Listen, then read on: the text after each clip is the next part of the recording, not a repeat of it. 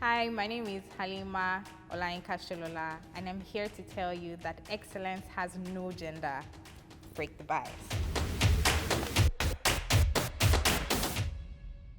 It started in 2015 when I decided to take a job as a receptionist with Clarence Peters. Yeah, that's where the journey started. I didn't see all this happening. I didn't see myself becoming a creative director, a producer, but it was what was available at the time, and I just decided to go for it rather than stay at home. In the year 2016, I got promoted to be a producer with Clarence Peters. Shout out to Capital Dreams Pictures, and that's really where I started learning about production. I didn't know anything about production. I basically learned on the job. I was even resistant to the role because I'm like, but Clarence asked me to read about it, to learn more, and I was like, okay, this is something I can definitely try on. And that's pretty much where the journey started. Yeah. Some of the stereotypes that I have faced, and I know a lot of women in the production industry have faced, are as such. Number one, we're judged based on our looks. So people expect us to fill the roles of maybe administrative roles mostly, or be makeup artists, or be video vixens, just be pretty and beautiful and just the glamorous side of things. That has kind of been the limitations we have faced for a while. So it's kind of a strange thing to see. Well, no longer strange. I mean, there are women rising into the role of producers, directors, even though we don't have as many. And thanks to social media, people are beginning to open up their minds. But production is a male-dominated industry, and they tend to want to keep it that way. So you literally have to break down the door because they just judge you based on what you look like and not what you have up there and what you can do. And they generally just see we females as the weaker gender, which doesn't make any sense because we give birth to you guys. What are you doing? But yeah, that's the thing. We're judged based on our looks first, and they try to position us based on that. For us to see any change in the industry, I believe that we individuals have to advocate and open our minds more to women and not just judge them based on their gender. We have something up here. And like they say, if you educate a woman, you've educated the entire community, right? There's so much for us to gain. We're nurturers by nature. And as you know anything about production, it's almost like you're birthing something, innovating an idea. And it needs a lot of nurturing. And so by that, we kind of automatically qualify for those roles. So it is opening up doors to teaching more women, giving them the opportunity to learn, and then just giving them the opportunity to work on projects. I've had lots of experiences where female director of photographies have said, oh, I'm not receiving jobs, or I'm not getting jobs because I'm a female. They don't trust my skills, even though maybe she's had one or two videos in her portfolio, but just because she's a woman, she won't get the job. And unfortunately, the industry is very unregulated, so it really falls back to individuals, brands, companies to open their doors to we women.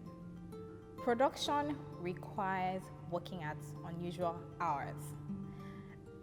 Once you start a project till the very end, which is delivery, which could take months. Sometimes you're on set 3 days, sometimes you're working 12 hours, you're sleeping an hour a day. It can be ridiculous. And I think a lot of women are encouraged, or over the years have been encouraged to shy away from roles like that because it doesn't fit into the roles that have been set aside for us, basically. So we're supposed to be planning to be mothers and to be wives and to not be working long hours or unusual hours. And I guess that a lot of us may have bought into that idea. So a lot of women may be shying away from production because they feel, oh, I'll be working irregular hours or unusual hours. My husband will not be happy about it. But is your husband is your husband not working late too? Is your husband not working unusual hours sometimes and long hours sometimes? You're an individual.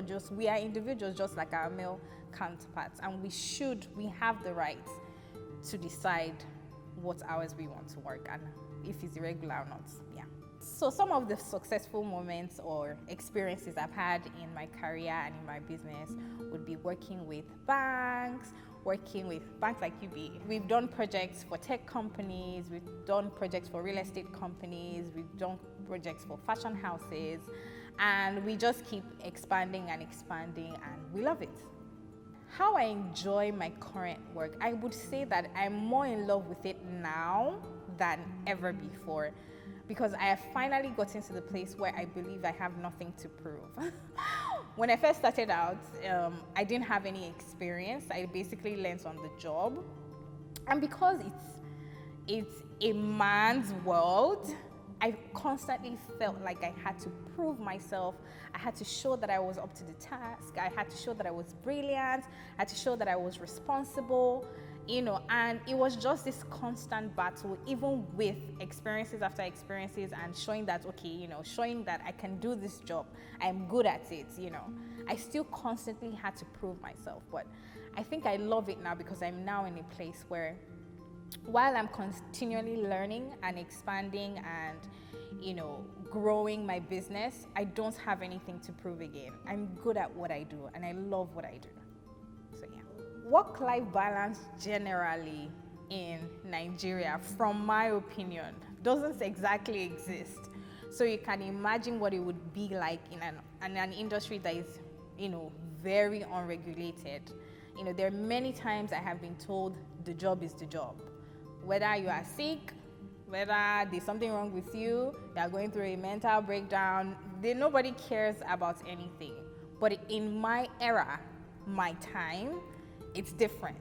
We value individuals, we value their mental health, and we value how they work, the work processes. So we're not operating in that world again. It's our world now. It's no longer a man's world. It's my world now. So yeah. Are there mentorship programs available? I would say no. Unfortunately, I have not had the opportunity and the experience to be mentored by anyone per se. I have just maybe been watching other people, mostly men, because that's the representation we have, and deciding along the way how I want to structure my business, how I want to work. So really, God has been the only mentor that I have experienced in this line, because trust me, there are many times that I have said to myself, you know what, I'm not fighting this battle again. You men win, I'm done. Because it can be a sad experience when even your male employees are being more respected, than you are, just because you are. Many times I've been told, oh, Shebi, you are just a woman, well, what's wrong with you? Why are you talking? Don't you have a husband at home? Can you, even men and women find it hard to wrap their head around a woman that is in a position of leadership and that has power. So my encourager has been my family and honestly God. And yes, I would love an opportunity for mentorship. I would absolutely love that. Are there people giving opportunity to women to come up? Absolutely. Like I said, my journey started when Clarence Peters gave me an opportunity to come up, and that's how I learned about the craft. And there are women, there are men who are extending this hand towards other people to learn the skill and to know about the craft and how to build their business and how to get into the industry. And at some point, I think I had like 90% of my staff were females. I'm a big advocate of women, and I absolutely think that we are perfect for this industry because by nature we are nurturers. We are very detailed. We know what we want, and we know how to get what we want. So yes, I am a very big advocate for it, and you should too be that. Yes, be that.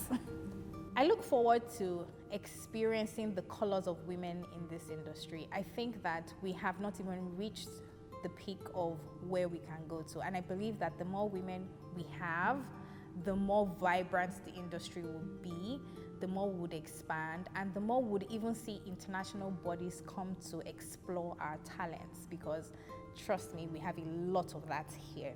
So yeah. Hello, woman coming into production. We need you. You are welcome. We love you. We are rooting for you, you know. And when you come into this space, you may find some people that would say, oh, you can't be this. You shouldn't be that. People who will try to define you. Don't listen to them, because you are the only one that has the power to decide your future. You get to decide. It's your world. And don't listen to them. And then anytime your back is against the wall and you're just frustrated by all the, can I curse? Bullshit that will be thrown at you, just know that thousands and hundreds of people are rooting for you. And the women who have gone before you are also rooting for you along their way. So you can do this.